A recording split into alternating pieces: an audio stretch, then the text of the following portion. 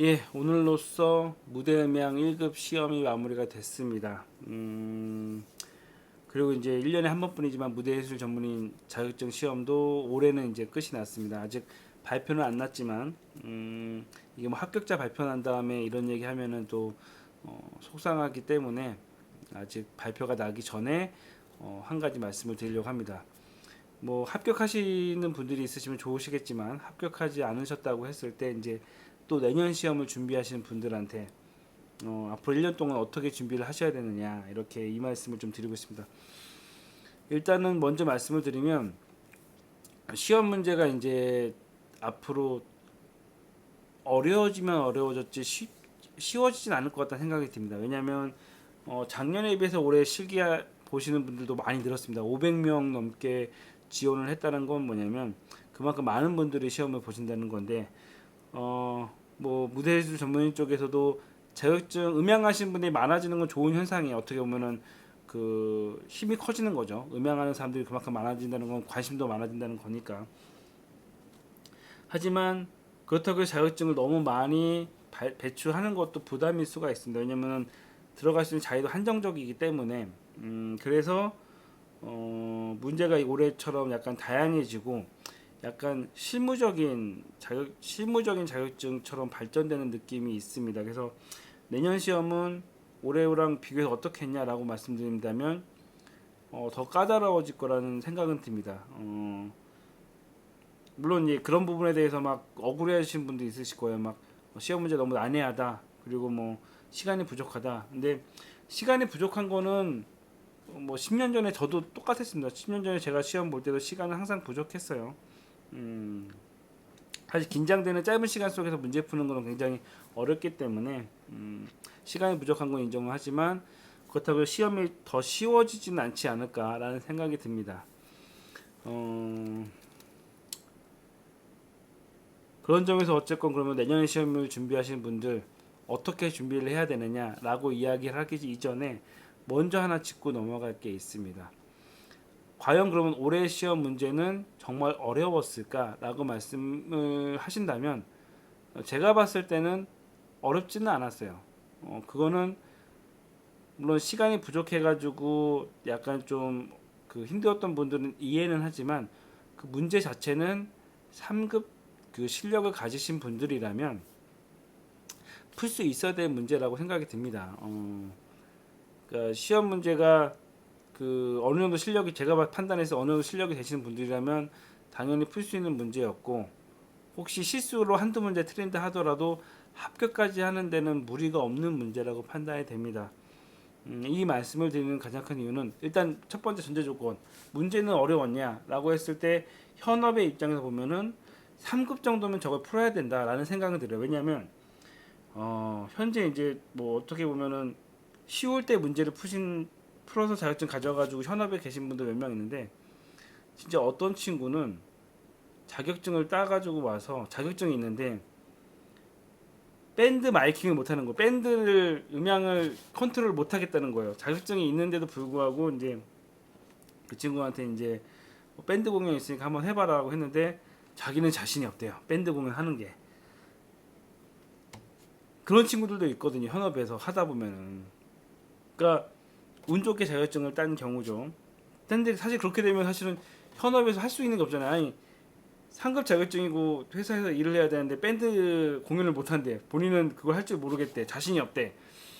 그러면 그 사람이 무슨 전문가예요? 음향 감독이라고 할 정도는 아닌 거죠. 그렇기 때문에 최소한 그 정도의 밴드 3급 정도면 밴드 공연을 할 수 있을 정도의 사실 실력이어야 돼요. 기본적으로 제가 봤을 때는. 근데 이제 그 정도의 실력이라면 제가 봤을 때 올해 3급 문제는 합격할 수 있을 거라는 거죠. 실수로 틀린 사람 빼고 그 밴드 공연을 할 수 있는 정도의 친구라면은 70% 정도는 합격을 했어야 돼요. 분명히 올해 시험에서는.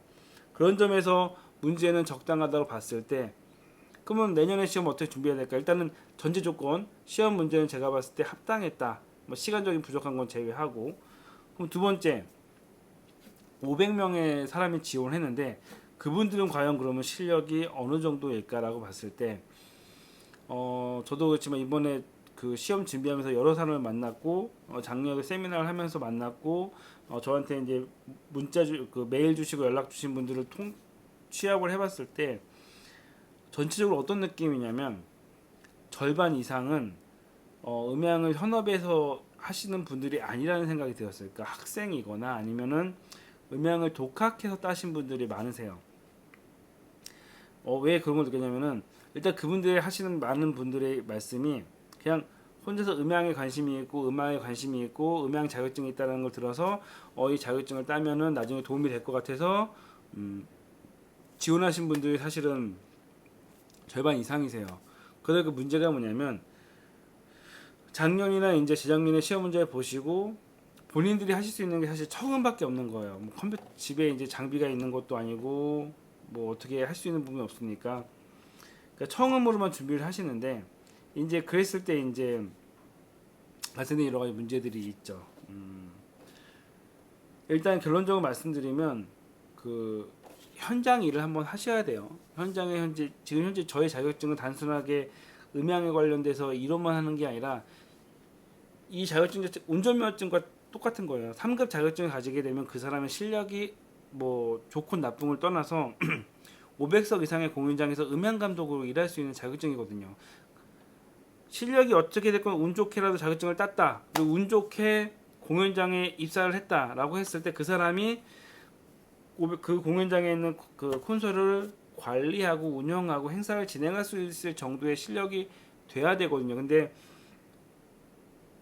솔직히 말씀드리면 그 실력이 안 되신 분들이 많으세요. 예, 물론 그런 분들에게도 어쨌건 그 시험을 최대한 합격할 수 있게 도와드리는 거는 제 역할인데 그럼에도 불구하고 뭐 그분들한테 원론적 시험 전에야 그분들이 어쨌건 시험을 잘 볼 수 있게 도와드리는 게 제 역할인데 어찌됐건 올해 시험이 안 되고 내년 시험을 준비하신다라고 한다면 1년 동안은 이제 음향 공부를 하셔야죠. 무대음향 그 책 보셨잖아요. 그 무대음향 투책을 보셨을 텐데 거기에 대한 것을 그냥 단순하게 외운 게 아니라 그 책에 있는 내용 나오는 얘기들을 이해를 하셔야죠. 브릿지 모드가 됐건 뭐 스테레오 모드가 됐건 단순하게 그게 아니라 브릿지 모드를 한번 테스트를 해보고 실제로 장비가 있다고 했을 때 뭐 스테레오 모드를 한번 연결해보고 역자성의 법칙 테스트해보고 뭐 핑크 노이즈 쌓아가지고 뭐 직접 해보고 튜닝 스마트 프로그램 한번 돌려보고 이런 여러 가지 것들을 본인이 할 수 있을 정도로 해보셔야죠.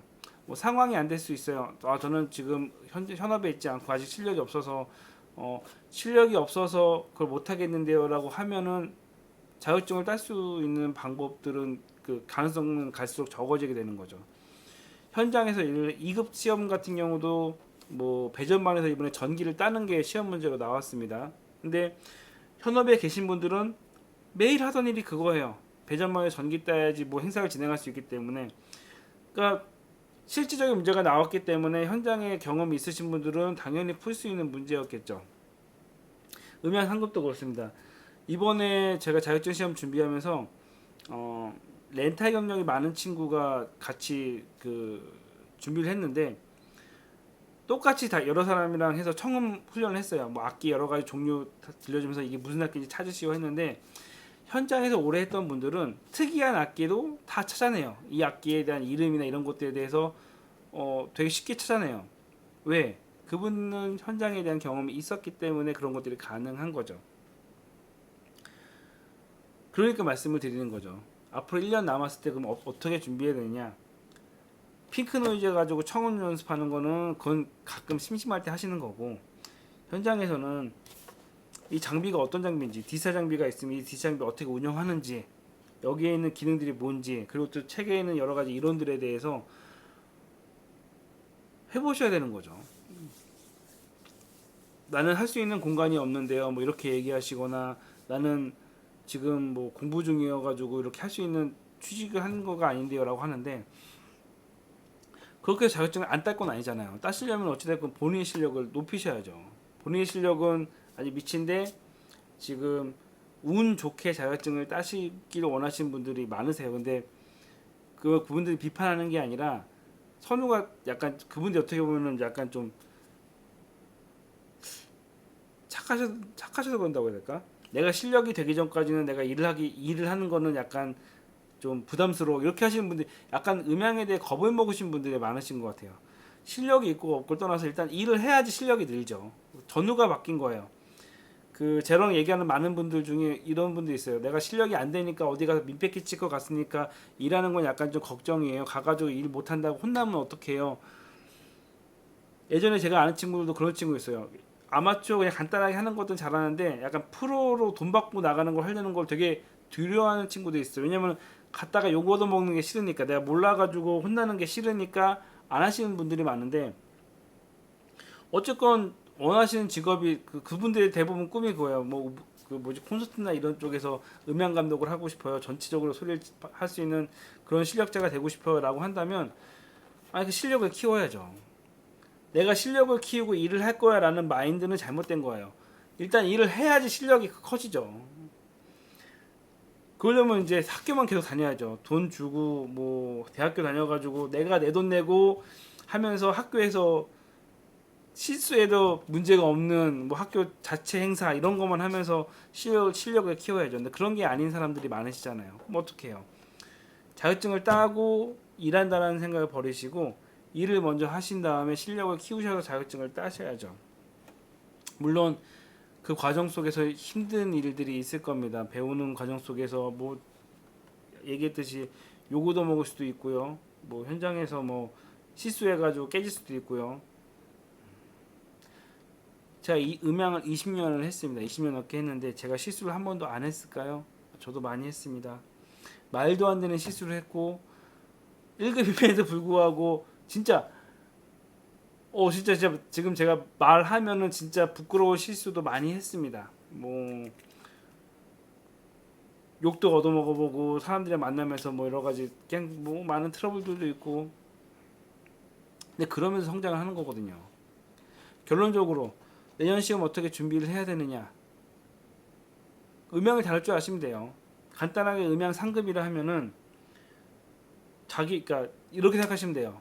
본인이 밴드 공연 정도 콘솔 맨날 하는 X32 말고 다른 콘솔들 주어졌을 때 그 콘솔로 간단하게 밴드 공연을 할 수 있을 정도의 실력이 되는지 그것부터 체크하시는 거죠. 그리고 무대 음향 투책에 있는 내용이 이해가 되는지, 그리고 어떤 음향 브랜드를 얘기하더라도 그 브랜드가 어느 정도의 어떤 브랜드인지를 알아듣는지, 뭐 HK가 됐건 야마하가 됐건 TF가 됐건 사운드크래프트가 됐건 슈어가 됐건 기본적으로 그런 브랜드에 대해서 이해를 하고 있는지, 본인이 마이크 납땜 정도는 할 수 있고 케이블 제작할 수가 있는지, 예, 케이블 제작해가지고 혼자서 뭐 케이블 단선이 되거나 문제가 생겼을 때 본인이 케이블 제작을 할 수가 있는지, 뭐 이런 것들이 자연스럽게 될 정도가 되시면 상급 시험은 제가 봤을 때 큰 문제 없이 따실 수가 있는 거죠.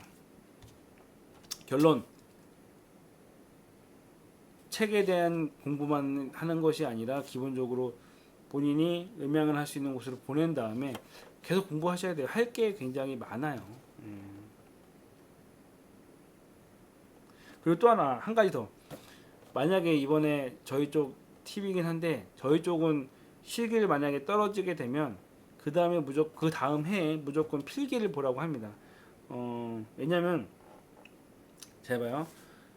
필기를 합격하게 되면은 세 번의 시기를 볼 수가 있습니다. 첫 번째 해, 두 번째 해, 세 번째 해. 근데 뭐 상황상 갑자기 문제가 생겨가지고 실기 보는 날, 예를 들어서 뭐 두 번째 시기를 볼 때 갑자기 집안에 일이 있거나 뭐 어디 일이 생겨서 시험을 못 보게 됐어요. 그럼 마지막 세 번째 시험밖에 없는 거죠. 근데 만약에 이 시험을 떨어졌어요.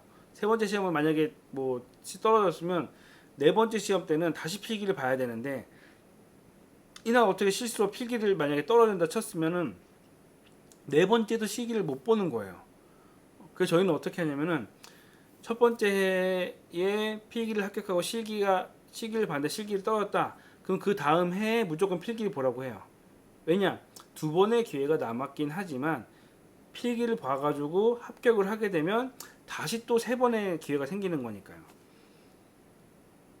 제가 왜 이 얘기를 하냐면 제 그 경험담이에요.